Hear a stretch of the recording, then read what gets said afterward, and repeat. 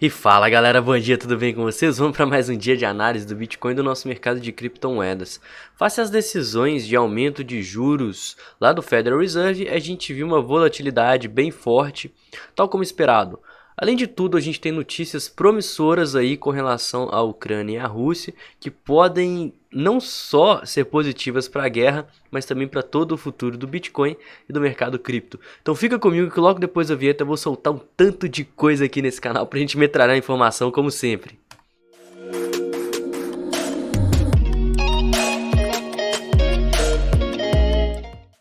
Se você não me conhece, não conhece o canal, eu queria te convidar a estar se inscrevendo, que eu posto análises diárias do Bitcoin e de todo o mercado cripto, comentando pontos fundamentalistas, análises on-chain, gráfico, sentimento, notícias, que inclusive hoje as notícias estão pipocando, então já deixa esse like aqui, porque eu já tô cheio de notícia bacana para passar pra gente. E hoje também teremos o nosso Fechando o Dia, o quadro onde eu analiso altcoins aí, que vocês pedem, então comenta aqui embaixo qual altcoin que você quer, que no final do dia eu solto o nosso quadro analisando as mais pedidas, as mais comentadas, as favoritas e as com melhores oportunidades. E no mais eu queria convidar todos vocês a estarem se inscrevendo e me seguindo nas minhas redes sociais, que os links estão todos aqui na descrição. Tem o meu Instagram, onde eu sou bem mais ativo, né? Tô postando diversas novidades ao longo do dia. Tem o meu canal do Telegram e o meu grupo de investimento 100% gratuito lá na plataforma do Slack. Então bora começar já com notícia. De cara vamos falar sobre o Federal Reserve. Eu tava fazendo uma cobertura ao vivo lá no Slack, né? Para quem é lá do canal, acabou acompanhando isso. Eu postei o link aqui ao vivo para acompanhar e fui comentando tudo que foi acontecendo lá. Porque tava em inglês, né? Essas coisas são tudo em inglês. Eu fui traduzindo na hora. Então é extremamente importante você estar lá no grupo. Ele é totalmente gratuito e o link tá aqui na descrição. Mas se você não tava lá ou se você não viu, eu vou fazer um resumo bem breve aqui, porque o Federal Reserve, que é o Banco Central Americano, ele anunciou um aumento de juros de 0,25%, né? Foi a primeira elevação na taxa de juros desde 2018. Além do mais, eles veem mais 6 altas pela frente ao longo do ano. Então, as taxas de juros elas têm um intervalo para subir entre 0,25% e 0,5%, né? 0,5%, devido à alta inflação. Para quem não sabe, os Estados Unidos, né, no final de 2021, devido à crise da pandemia, eles tiveram a maior taxa de juros, né, o maior aumento de juros anual desde a época da Segunda Guerra Mundial, que representou 7% ao ano. Isso fez com que a inflação aumentasse pra caramba e as pessoas sentissem de fato a época da crise face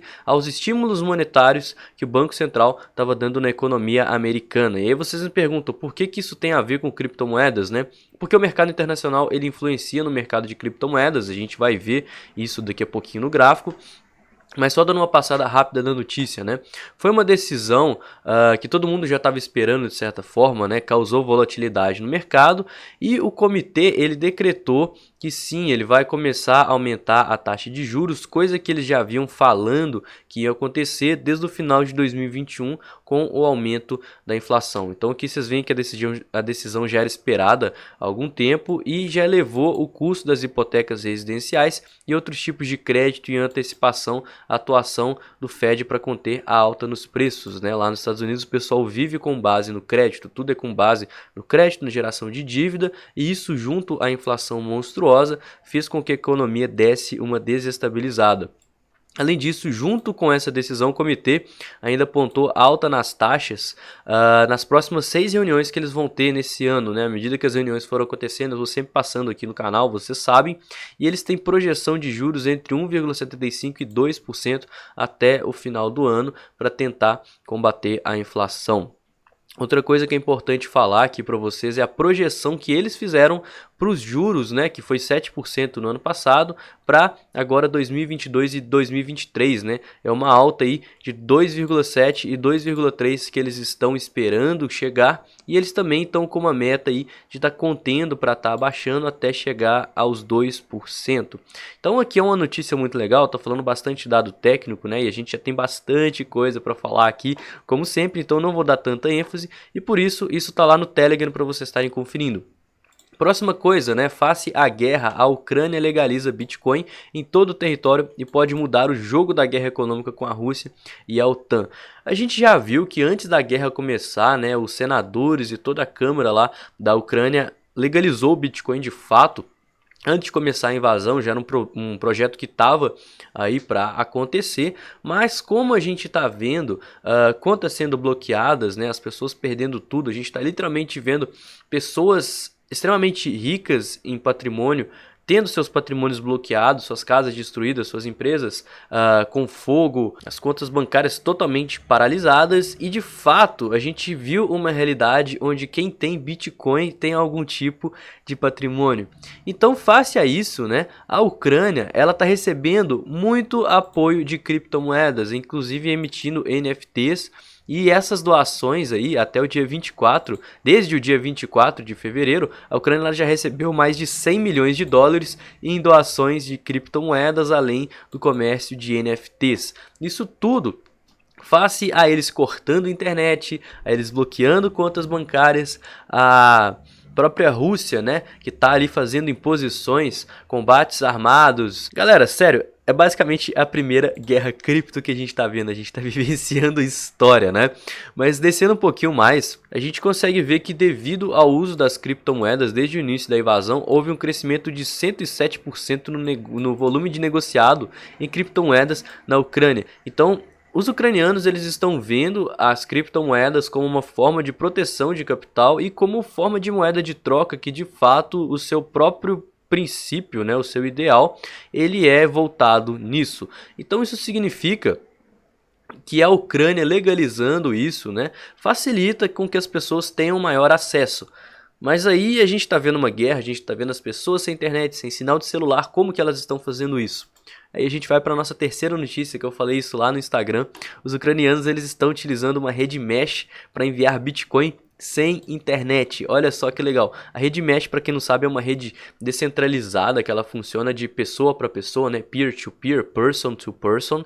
E isso faz com que as pessoas elas tenham contatos entre os computadores sem precisar de internet. Então você pode pegar o seu computador, enviar uma informação para o computador vizinho, que vai enviar informação para outro computador, que vai enviar informação para outro, onde esse tem acesso à internet e vai mandar todos esses dados direto para a blockchain para estar transacionando aí bitcoins de forma instantânea. Então a gente está vendo que um dos maiores problemas na invasão da Rússia e da Ucrânia foi a falta de internet que a população e várias pessoas aí estão tentando burlar esse sistema para utilizar o Bitcoin como moeda de troca. A gente já viu que ele está sendo legalizado, já vimos também que ele está sendo utilizado como moeda de troca e a importância dele no cenário de guerra ainda mais para a população. E agora eles estão buscando soluções aí para estarem utilizando sem o acesso de internet, né? E a solução pode ser através de uma rede mesh, que a partir de um ou mais dispositivos cria um ambiente Wi-Fi de ponta a ponta. E essa experiência se mostra promissora para o Bitcoin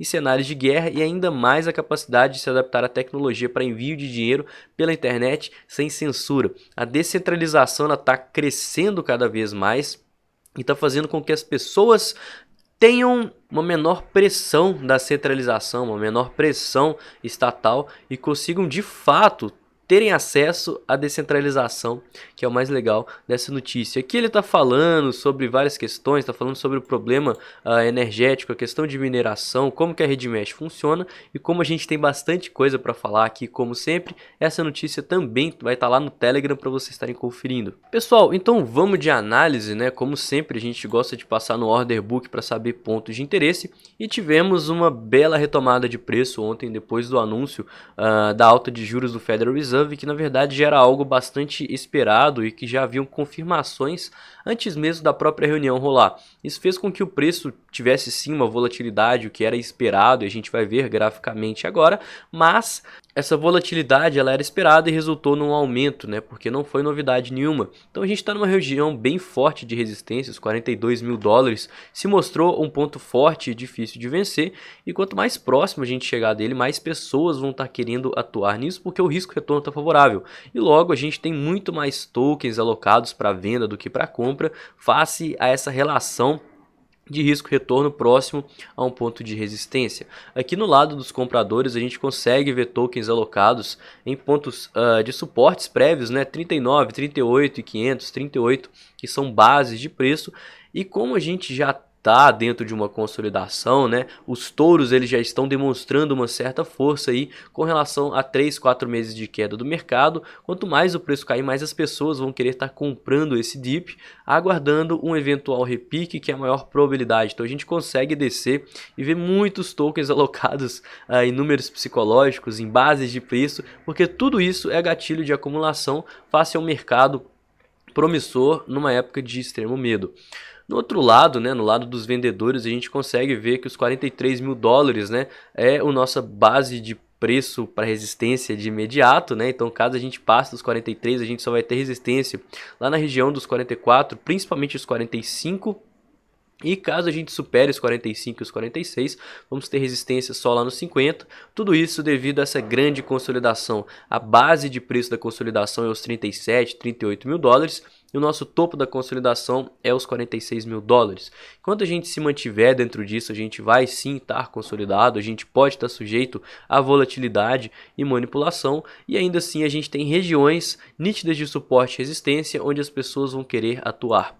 Antes de passar no Bitcoin, eu queria passar também no nosso S&P 500, que a gente comentou dessa cunha ontem, eu tracei ela aqui com vocês. Falei que a gente podia eventualmente ter um rompimento, né? Que ela é uma figura de reversão que mostra que quanto mais o preço cai, mais as pessoas têm interesse em segurarem os ativos. E isso aqui é um índice com base na bolsa de valores, né? Nas ações americanas. Então significa que esse momento de crise, as ações elas estão caindo, mas quanto mais elas caem, mais as pessoas estão comprando, segurando e esperando uma eventual valorização. Isso implicou no índice todo fazer essa figura de reversão e a gente pode sim estar vendo um eventual rompimento. Se a gente colocar aqui nos gráficos menores, a gente consegue ver uma entrada de volume justamente aqui no dia de ontem, e uma candle bem grande, tá? Inclusive de rejeição da força compradora na hora do discurso, né? Entrando ainda mais no gráfico, a gente consegue ver como que teve volatilidade nessa hora. Justamente às 15 horas, né? A candle das 15 horas, a gente viu uma queda muito grande, né? Uma candle de força com rejeição. Isso aqui foi uma rejeição dos ursos e logo em seguida um movimento impulsivo que fez com que o índice começasse a estar ali andando acima dos limites dessa cunha. Então isso aumenta bastante a probabilidade de continuação de tendência aqui no gráfico diário e um eventual pivô de alta, né? Uma vez a gente vai estar passando agora da tendência de baixa que vem se seguindo há bastante tempo, né? Desde o final de dezembro, começo desse ano aí, a gente vem se mantendo na tendência de baixa, utilizando a região das médias como ponto de resistência, para agora estar fazendo o pivô de alta e vir para a tendência de alta. Então sim, os juros, a taxa de juros, o Federal Reserve tem um impacto, mas como é algo que já vinha sendo esperado, já foi preparado na cabeça de todo mundo que isso eventualmente iria acontecer, então não foi nenhuma novidade, né? A gente vê esse preço caindo por causa da possibilidade. Então o mercado ele caiu no boato e quando foi o fato, né? O fato ele aconteceu. Todo mundo já estava preparado para ele acontecer, né? Todo mundo já vendeu ações aqui em cima, esperando que a taxa de juros venha a aumentar e, consequentemente, foi o que aconteceu. Então não foi novidade para ninguém, não foi surpresa para ninguém. E a vida que segue, as empresas elas têm que continuar dando lucro, têm que continuar funcionando para não quebrar e, eventualmente, elas vão aí se colocar dentro do jogo para continuarem funcionando de fato. Então vamos ver como que essa cunha vai se portar e é importante estar passando nisso aqui, porque a gente vê uma correlação muito nítida entre o mercado cripto, né, e o mercado tradicional. Então olha só o que aconteceu aqui por volta das 3 horas aqui do dia de ontem, olha só. Foi justamente esse pontinho, deixa eu voltar aqui para o gráfico de 1 hora.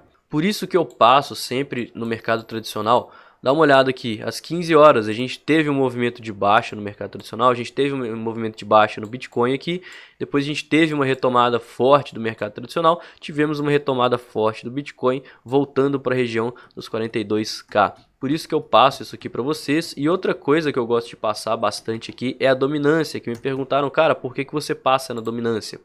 A dominância é a porcentagem de capital no mundo das criptomoedas que está presente no Bitcoin.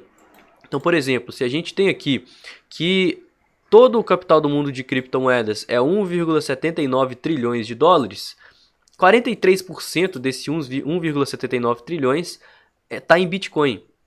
Então, se a dominância do Bitcoin, né, se esses 43% estiver subindo, for para 44, 48, 50, significa que o capital ele está saindo das altcoins e indo para o Bitcoin, ou então está entrando capital no mundo cripto injetado no Bitcoin. Então, consequentemente, as pessoas elas estão preferindo investir em Bitcoin do que em altcoins. E quando a dominância está caindo, acontece o contrário. As pessoas elas estão preferindo investir em altcoins do que em Bitcoin. E isso, face à movimentação e o cenário do mercado, ao preço do Bitcoin, como que a tendência está, dá uma boa ideia se está mais vantajoso de estar investindo o nosso capital em Bitcoin ou então nas altcoins. Então a gente consegue saber, ter pelo menos uma ideia com base no gráfico da dominância, em quem que está mais forte no mercado cripto, o Bitcoin ou então as altcoins. Por isso que eu gosto de analisar, e agora a gente está numa pernada de alta no gráfico semanal, né? Então a dominância ela está tendendo a aumentar aqui no gráfico semanal. Enquanto a gente estiver nessa pernada de alta, o Bitcoin tende a ficar mais forte do que as altcoins e consequentemente é muito mais vantajoso estar investindo nele. Por isso que eu passo aqui no Bitcoin, eu sempre falo, eventualmente a gente vai precisar ter um repique, né? Porque as tendências funcionam desse jeito, o capital ele precisa realocar. Se o capital ele for muito para o Bitcoin, as altcoins elas não vão se valorizar tanto e vão ficar baratas com relação a esse preço do Bitcoin que está esticado, e aí o capital ele vai migrar para as altcoins e aí a dominância vai cair, as altcoins vão se valorizar, coisa que eventualmente a gente vai estar vendo, e eu quero pegar essa pernada de baixa para estar investindo em altcoins, né? E diminuindo um pouquinho a minha exposição no próprio Bitcoin. Cujo qual, passando aqui também com vocês, né, a gente consegue ver aquele movimento de volatilidade ontem que levou o Bitcoin a ser cotado aí nos patamares próximos ao 42 mil, né, que é a nossa principal região de resistência. Mas enquanto, eu volto a falar isso, que é muito importante, enquanto a gente se mantiver dentro desse triângulo simétrico entre a região dos 37 mil dólares, né, que é essa base de preço aqui que já foi testada algumas vezes, e a região aqui entre os 45 e os 46 mil dólares, a gente vai estar dentro dessa consolidação forte, né, e eventualmente consolidações tem um volume que tendem a ficar abaixo da média, né? A gente consegue ver várias candles de volume aqui, regiões que estão abaixo da média e consequentemente tem maior chance de manipulação. Então isso ressalta a importância do nosso sentimento do mercado, que eu vou estar passando aqui com vocês agora, né? Como a gente está dentro da consolidação, eu já estou falando disso há bastante tempo, eu acho que não tem nem porquê eu ficar dando tanta ênfase assim, senão o vídeo vai ficar muito grande. Mas nosso sentimento do mercado, a gente segue no que eu venho falando. Os ursos eles estão dominantes na relação entre compradores e vendedores, né? Quanto mais próximo a uma resistência o preço ele chega, mais a gente vê o nosso long short ratio caindo e mais o nosso open interest ele sobe. Essa é a relação de que os ursos eles estão mandando na relação entre compradores e vendedores. Esse é o fato. Então, consequentemente, caso a gente rompa regiões de resistência como 41, 42 mil dólares, mais pessoas vão estar sendo liquidadas e sendo obrigadas a fechar suas posições e vendendo elas para as instituições. Então a gente consegue ver bastante liquidação, olha só.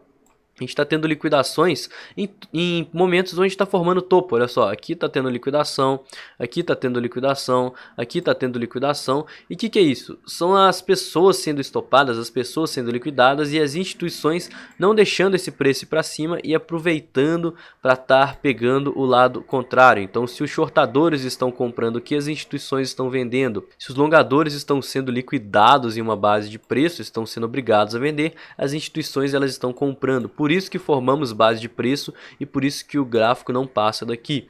Então atualmente o nosso sentimento do mercado, a relação está bem próxima entre compradores e vendedores, né? 1,29 o nosso long short ratio. E eu imagino que quanto mais próximo à resistência dos 42k, e quem sabe até os 44, 45 a gente chegue, mais essa razão vai tender a cair, né? E caso a gente rompa, mais pessoas vão estar sendo liquidadas e logo maior a probabilidade de continuar a tendência, porque uma vez que a gente tem stop, uma vez que a gente tem liquidação, a gente tem pessoas que ficam presas aqui nesse ponto, né? Então caso esse preço rompa, né? Vamos supor que isso aqui é uma base de preço, que é um ponto de resistência.